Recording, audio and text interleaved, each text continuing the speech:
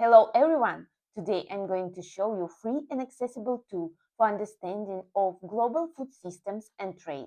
Food is an interactive digital map of global food systems developed by the Plotline, a non-profit organization working in science and food policy. It is freely accessible online and requires no registration, making it unusually democratic for a policy-oriented data tool.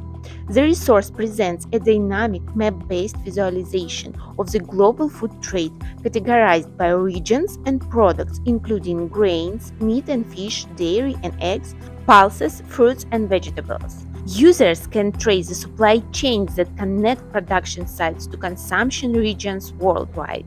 Based on the Food and Agricultural Organization, in the last 20 years, global food trade has increased by 133%. The soy, wheat, rice, and corn are form the 60% of global trade worldwide. The plotline states that the global food system is responsible for more than one-third of global greenhouse gas emissions, and these emissions are expected to increase at least by 50% by 2050. The visualization makes visible what is normally hidden: the centralized fragile architecture of global food supply chains and the uneven distribution of food security across regions.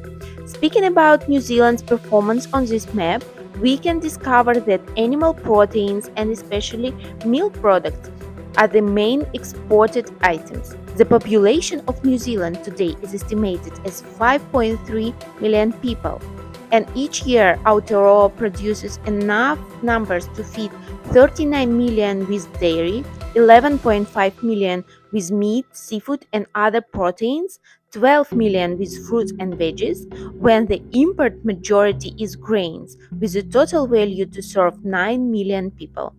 Regarding the twin map, we can see that many New Zealand food products actually go to China. Since 1990, China has faced the challenges of a growing population and limited water and land resources, and has relied on international trade to maintain food security, in return exporting the labor-intensive foods such as ultra-processed. During the last 50 years, food imports into New Zealand have increased significantly, particularly of ultra-processed foods high in sugar and sodium, primarily from the Asian region, China, Vietnam, and Thailand. Since COVID, the prices of fruit and vegetables have risen dramatically, while the prices of sweetened and ultra-processed imported foods have decreased, making them more affordable for regular consumers.